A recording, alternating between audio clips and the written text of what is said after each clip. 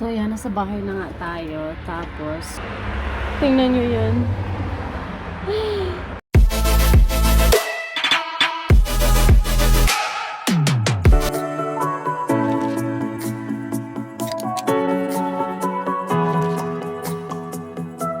Hi! Ngayon lang pala ako nakauwi dahil galing nga ako sa work. Tapos kanina galing kami nag-grocery at syempre dumiretso din ako sa trabaho kasi call in ako ngayon na daytime yung duty ko kasi wala kaming duty sa evening at may event lang kami doon. And then of course, as a mom, left and right yung gagawin.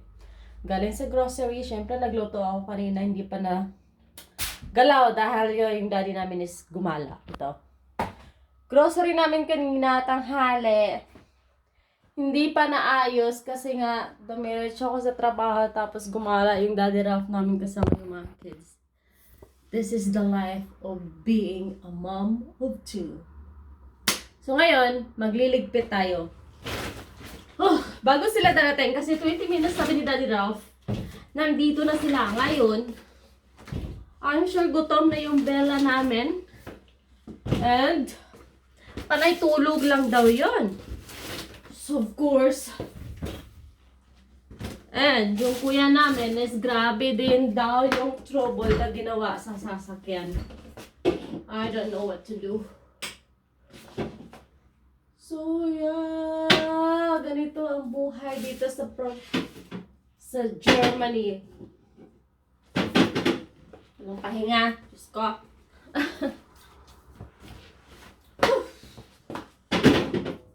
Trabaho sa labas, trabaho sa bahay. This is the life. Ay, the life. Ayan. The life of being a mom. Iba pala talaga yung buhay pag isang ina ka na. Kasi dapat maging flexible ka sa lahat ng bagay, left and right, yung gagawin. So, kakarating lang natin, walang pahinga. Ay, so, maaga akong nakauwi ngayon, parang 3 hours lang ang ata yung duty ko doon. Kasi, birthday lang naman yun, may, ano sila, 1 o'clock akong pumunta doon, 1:30. 1:30 ako nag-duty, tapos nag-ano lang sila, nag-buffet. Tapos yun, after, ang bait ng birthday host namin. Binigyan kami ng €50 per each as a tip. Naambunan pa tayo. Naambunan pa tayo ng tip. So, thank you so much, madam. Ano kasi nga, 80 years old birthday. Ganun, ang ingay. 80 years na kasi siya. Tapos, nag-celebrate siya doon sa restaurant. Just in a private event like that. So, grabe. Ang dami kong paniligtatin. Baka mabutan ako dito, for sure. Tapos, may business trip na naman yung daddy Ralph namin. This Monday. And another Friday is may event na naman kami. At kailangan ko naman mag-work doon na ito. Baka nasira na naman ito. Hindi na ako gusto.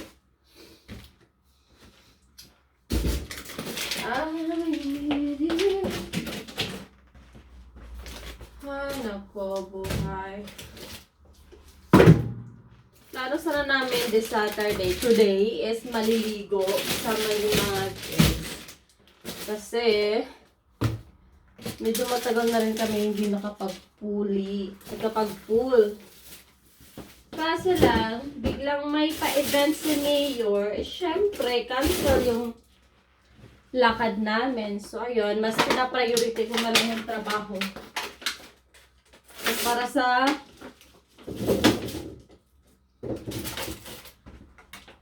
family namin. Kasi sayang yung euro. Sayang yung euro natin, di ba? May pangdagdag na sa bakasyon, charit. Pag may plano kayo sa bakasyon, syempre kailangan pag-ipon. Ako, sobrang mahal pa naman sa Pinas. Lakas makadolar sa Pinas. Yung mga presyo ako nagmahalan na. Okay lang sana yung mga bilihin. Kaso lang yung ticket pa sobrang mahal. Kaya hindi pwedeng baliwalain yan. Hindi naman pwedeng yung partner ko lang yung aasahan doon. Kaya 4 kami mga besh. So, anong gagawin? Nga. Nakabili na ang ticket. Tapos, ganun. Wala nang panggala. Wala nang pangkain. Tapos, okay lang sana kung pamilya mo. Pag uwi mo na Pinas, yung pamilya mo susuporta sa'yo. Sila na bahala sa lahat. Hindi na manghihingi. Ganun. Eh, hindi naman lahat ganun yung pamilya. Siyempre, wala din naman silang pagkukunan, no, diba? Kaya tayo dito sa abroad, kahit may pamilya na tayo, may sariling pamilya na tayo, syempre, kailangan din, minsan kailangan din natin magbigay dahil kung hindi na ako, may maririnig ka na naman, kuda na naman. Hindi yung pamilya mo, pero yung mga kapitbahay mo, lakas mga brainwash, ha? Kala naman kung sino, hindi nila alam mo nga nakahirap dito sa abroad. Diyos ko, kala nila, ka lang, bukaka ka lang dito, walang ginagawa. Sa pampasin mga nakakainis kasi mga nakakainis kasi sila, nakakainis, di ba? Nakakainis. Wait lang, saan ko ba ilalagay itong mga gamit ko? Puno na naman yung mga stock dito. So nagluto nga pala ako kanina ng lasagna. So yes, naglasagna ako kanina. Sana kasi lunch ni Daddy Rap at saka evening na rin namin. Hindi ko akalain maga pala ako mapauwi. So ayun. So yes, Bill. Next time, pag-usapan natin kung magkano ba magastos namin every month dito as a grocery lang. Pagkain lang yan, ha. Yung iba dito, aabot sila ng 1,000 per month. Pero kami, sinusubukan namin hindi umabot dyan. Or last month, yung grocery namin is nasa mga 600 plus lang. Almost 700, ganon. So, sinusubukan namin na hanggang 500 lang yung limit. Kaya sabi ko sa isa, huwag kang mag-grocery every time na kulang tayo ng isang, nang wala tayo na kahit isa lang dito na item. For example, walang banana or milk. Gusto niya pupunta sa Lidl agad. Gusto pupunta sa grocery agad. Tapos pagbalik, ang dami na namang dala, di ba? Another gastos na naman. So, yun nga, sabi ko sa kanya, kailangan magtipid. Kaya nga, bago ako pupunta talaga sa work, ako yung nagluluto. Kasi pag siya ang nagluluto, ewan ko na lang, ubos lahat yung karne. Karne lagi yung alam eh. Hindi, walang ibang alam lutuin kundi karne. Ganon, potato, ganon yun siya. Kaya, pag ako nagluluto, syempre, nag-isip ako ng budget meal. Ganon. Ay, nako. So, may mga natira pa pala mga pagkain doon sa sa leftover sa mga party nga. Kasi nga, nagpa-buffet sila, di ba? So, may natira pang pagkain doon. Kaso lang, sinabihan ako magdala, pero kunti lang din. Kunti lang din kinuha ko. Noodles lang at saka salmon. Yun lang yung dinala ko. Kunti, maliit. Gusto ko sana yung beef, pero nakakahiya naman. Hindi pa masyadong ganun kakapal yung mukha natin, mga lema. So, sa kanila na lang, may dalawang waitress kasing natira doon. So, sila na yung bahala doon. For today's grocery, ako yung nagbabayad. Siyempre, credit card ko yung ginamit. Kasi last month, si Daddy Ralph yung nagbabayad. Eh, syempre, dahil may trabaho na ako, kailangan namin mag-share dito sa loob ng bahay, di ba? Para same naman kaming makapag-ipon. So, ayan, today's grocery, ako yung nagbabayad. Tapos, yung gasto namin today for grocery is 120 euro. Medyo malaki na yan, na. Pero wala, ganun talaga. Sobrang mahal na talaga. Ganun ka mahal yung living standard dito sa Germany. Ito nga pala yung total ng grocery natin kanina. So, I want to kung gaano kamahal yung mga bilihin dito. Mga 1 euro, 2 euro lang yung mga price na yan. Pero umabot yan ng 120 best. Tingnan mo naman. O, diba? 115 nga pala. Kasi may 5 euro din na refund kanina sa mga bottle. O, diba? Tingnan mo yung mga presyo dyan. 0.99 cent lang yan. 99 cents, 65 cent, 1 euro, 2 euro. Pero grabe, umabot ng 115. So, 120 yan dapat. Kaso, dahil nga may 5 euro na refund sa bottle kanina. So, buti. Kasi may mga bottle namin dito, yung lagyan ng mga tubig, nire-refund namin yan doon, binabalik namin. Kasi i-refund nila yan ng every bottle, may mga 25 cent per each, ganun. At dito namin nilalagay yung mga empty bottle after namin maubos yung tubig or any drinks na pwedeng i-refund. At syempre, yung mga stock ko dyan, ang gulo, bahala na siya. So, yun, no, diba?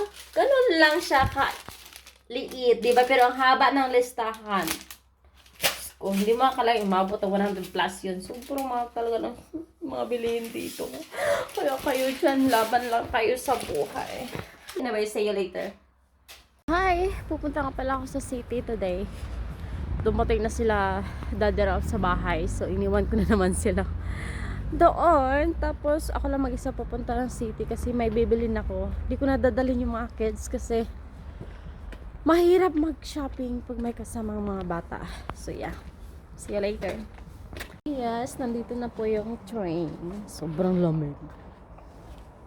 Nagsisi ako, hindi ko dinala yung scarf.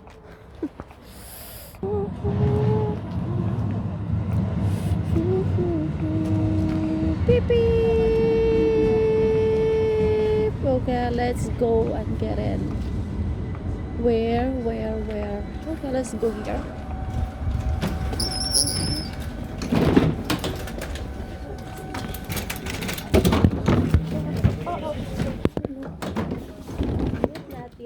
Not yet. Got this train is crossing first. We can sit down there. Oh. Good. That's good. So guys, bibili tayo ng ticket. Dito ako sa loob ng train bibili ng ticket kasi mabuksan. Hindi ko na mabuksan yung account ko sa na Rheinbahn. Wait lang, bayad lang tayo ito. And syempre, punch natin yung card natin dyan. And lalabas na yan. Huwag mo ko pahiya. Ayan, punch natin ulit.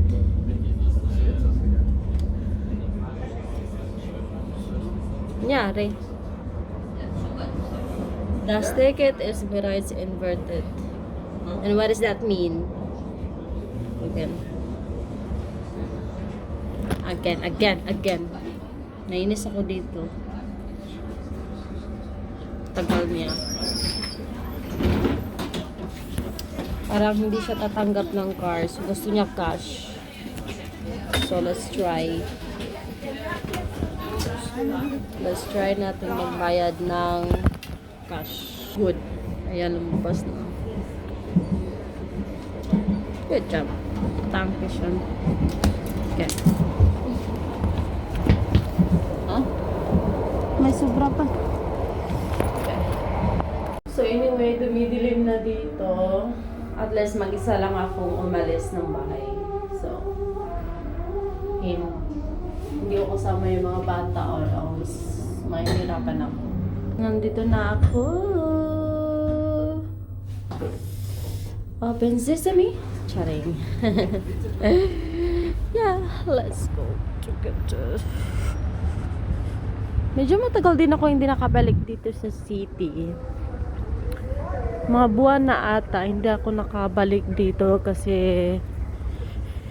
mahirap kasi pag may dalawa na kayong bata. So yun. Nakakamiss din bumalik dito ah. Medyo matagal-tagal na rin kasi. Pero marami pa rin nagsha-shopping. Weekend kasi. So yan.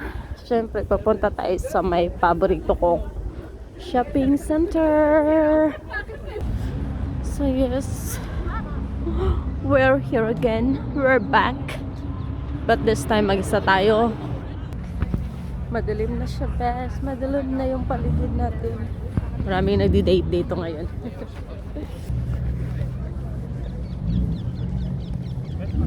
Grabe, ang daming tao dito. Sobrang crowded. Buti na lang talaga hindi ko dinala yung mga bata. Kasi sobrang daming tao. H&M and there. But pupunta tayo sa Prema or Tikimax. Bibili muna ako ng mga gamit ni Baby Bella. Unahin ko muna yung sa mga bata bago sa akin. So another bodol. Another bodol mga mema. So, ngayon pupunta na naman tayo sa ibang store. Diyan tayo galing sa Tikimax. Ngayon punta tayo sa Prema dahil hindi pa ako nakabili ng damit ni Bella. Diyos ko. Ayun na. Kabodol na naman tayo dito. Punta ako dyan sa Prema na yan. Diyan. Ito na naman ako. Babubodol na naman ako dito. So, yan. Nasa bahay na nga tayo. Tapos, tingnan nyo yun. Dalawang bag yung mga shopping natin today mga mema. Hindi ko alam kung anong magiging reaction ni Daddy Ralph ngayon. Makita niya to, dalawang bag yung bit-bit ko. So wait lang, buksan lang muna natin. Ngayon lang ako nakauwi, Diyos ko naman. Oh, fast. Ayan, dalawang bag. Shopping mag-isa. Tapos ito. Ano kaya magiging reaction niya?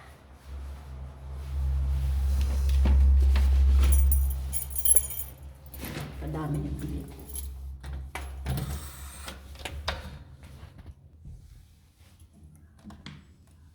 Nanonood sila.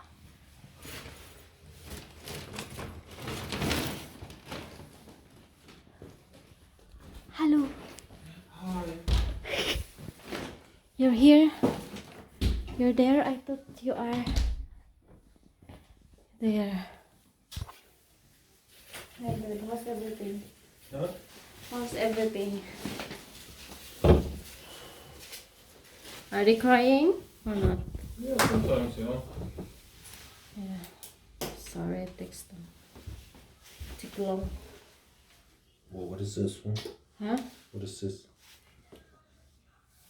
Bella, Max, mine. Oh.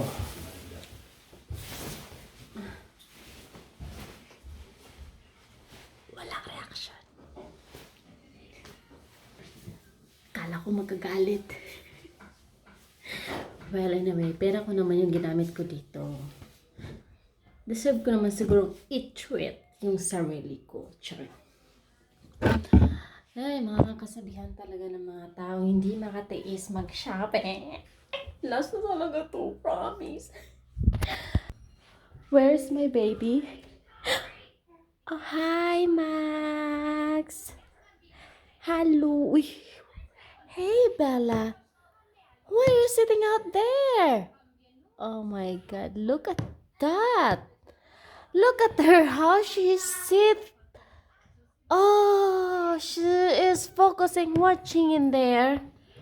Babe, I think this is not a good position for a baby like this. Because they're back, you know. Hi, Bella. Hi, Mama is here. Mama. Mama. Ay, moment, okay? She is really focusing on watching TV right now. She becomes so active. Okay, babe. Where's Max? Oh, hi! Why are you here in your bed? Are you going to sleep now?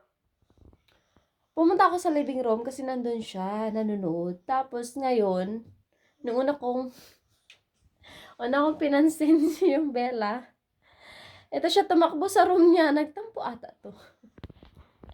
Saglit lang. Kailangan niyang lang lambing. Lalambingin muna natin. Kasi kakarating lang ng mama, di ba? Hi, Max. How are you? Ha? All is good? Are you going to sleep now? Ha? Gutunak na, mama. Gutunak. Kiss, mama. Kiss, mama, dali. Give mama kiss. Give mama good night kiss. Dali. Ang lambing naman talaga ng baby ni mama. Good night. I love you. I love you. Ayan, siguro matutulog na siya kasi almost 9 na rin. So, ayan. So, anyway guys, that's it for today. Nandito na tayo sa bahay. So, till next... Wait lang. Ba't ang liwanag? Para tayong dadalhin sa heaven. Charito eh! No. So, anyway, this is our outfit for today. Diba? Tatrabaho lang, pero ganito yung outfitan. Parang madam lang. Charit! So, anyway guys, thank you for watching. Please don't forget to like, share, and subscribe. Bye-bye!